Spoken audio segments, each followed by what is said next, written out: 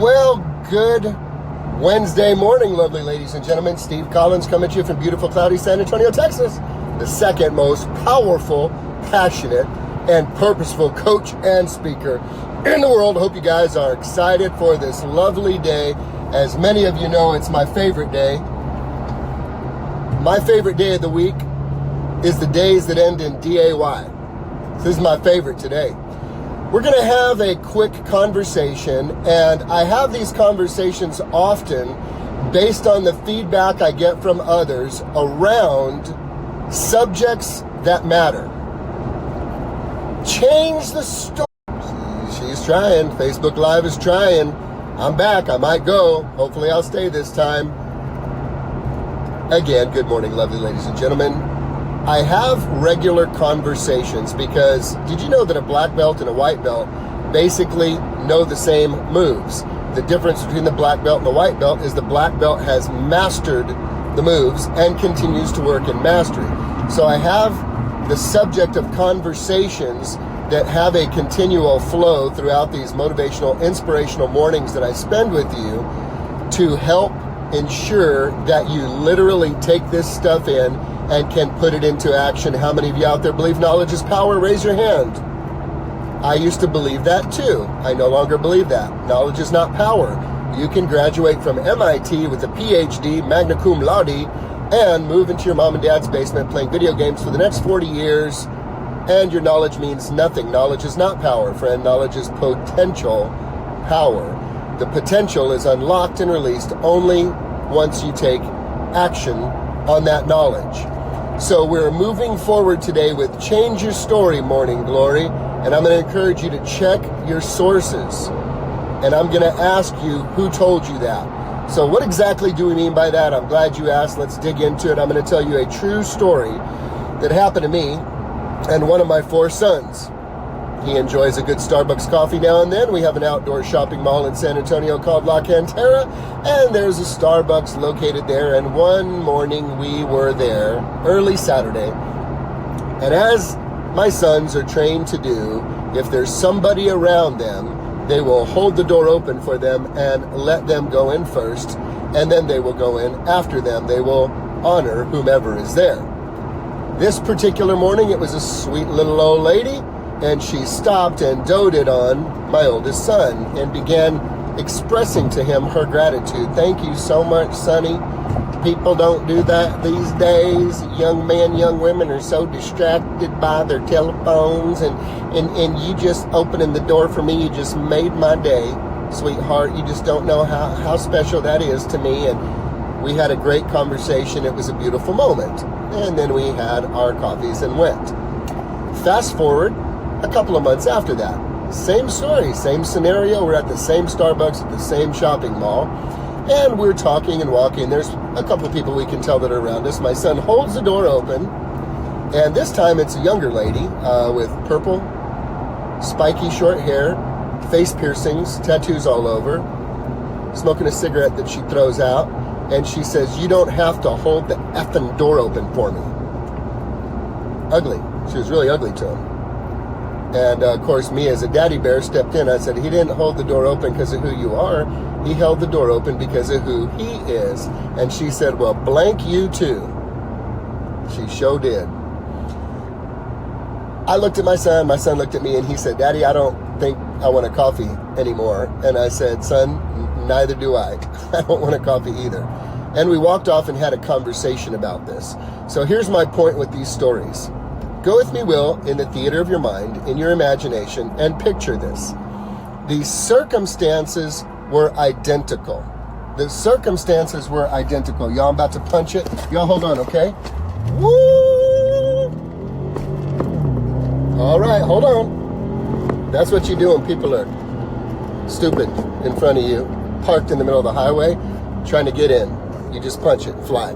Okay, we're back. We talked about the fact that the circumstances were identical.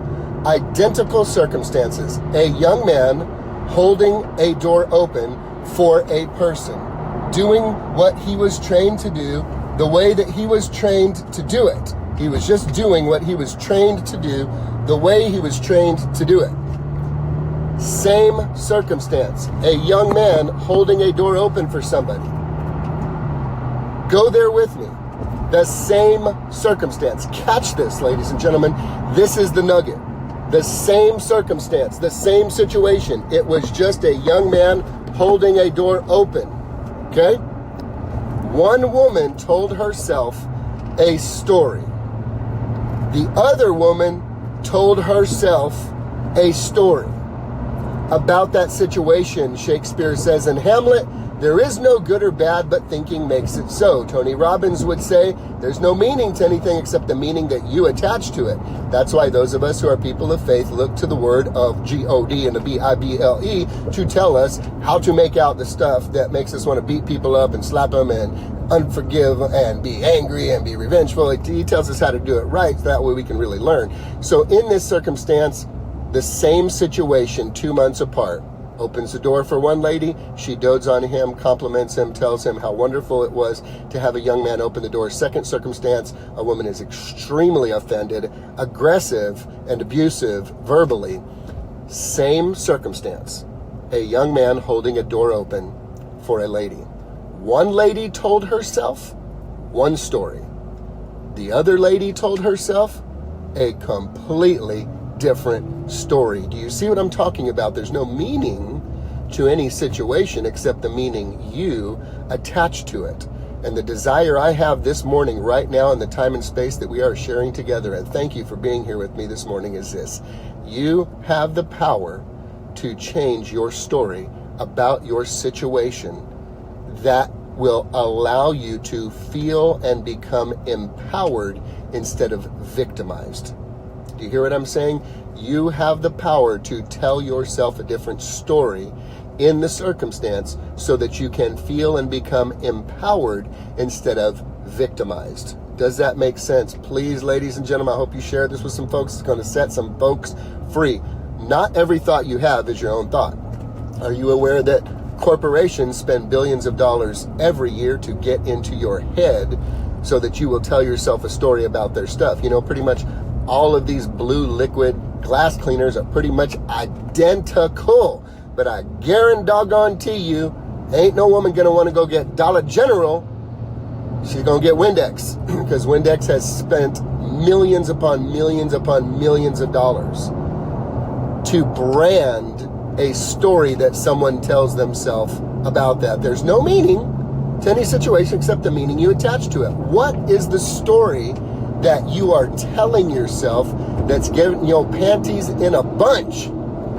Ladies and gentlemen, what is the story you're telling yourself that has you wound up tightly? What is the story you're telling yourself that's making you look like a bulldog baptized in lemon juice? What is the story you're telling yourself that has you infecting everyone you come in contact with your verbal toxicity coming from bitterness and unforgiveness? What is the story you're telling yourself? And I challenge you with this question. Because you have the power to tell yourself a different story, what could you tell yourself that would make you feel empowered and not victimized? This is the question to get free from that prison. Let me give you a simple example in a marriage. Husbands and wives for ages have been struggling with communication. It's an ongoing, regular thing. There was many years out of our 24 years when Angela was trying to help me in conversation, and it sure did sound like she was trying to tear me up. And I would be very defensive when we would communicate, angrily defensive, like being an ugly butthead responding guy, angry and defensive, because the story I told myself is, woman, for real? Why are you trying to tell me this? I know what I'm doing here. Why ain't you got no confidence or faith in me? Why you question me? Why you second guessing me? That was the story I told myself. I chose to tell myself a different story several years ago when I would be triggered in a conversation, and the story I would tell myself was this.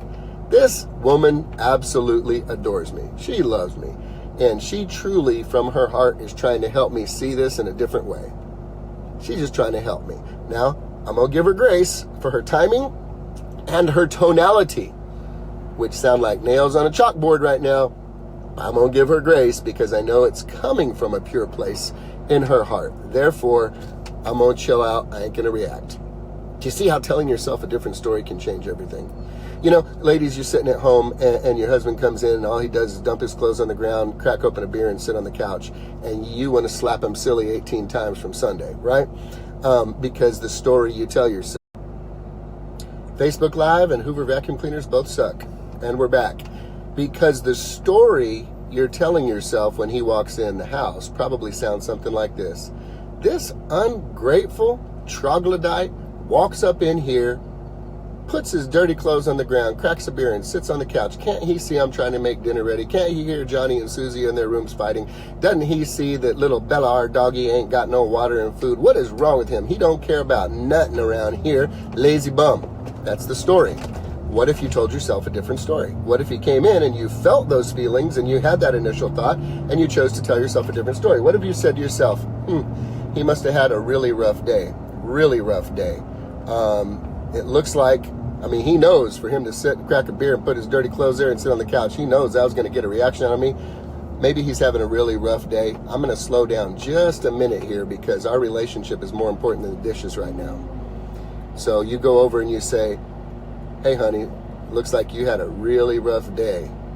You need a few minutes to yourself because I sure could use some help around here once you decompress. You see, you tell yourself a different story.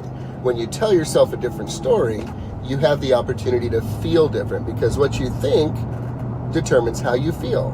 Do you not like how you feel? Then have a checkup from the neck up and see if you have an advanced case of stinking thinking and realize that you have the power to change the story. When you hear a thought that you don't agree with, ask yourself, who told you that? If you say, I'm depressed, I would say, who told you that? So my pastor taught me to think about it. Who told you that? Who told you were depressed? When you have a feeling about something you don't like the way that you feel, check your source. What are you thinking about that causes you to feel what you're feeling? And then check that. You just have to check yourself before you wreck yourself. That's pretty much how it works. So ladies and gentlemen, if you don't like the way you're feeling, tell yourself a different story.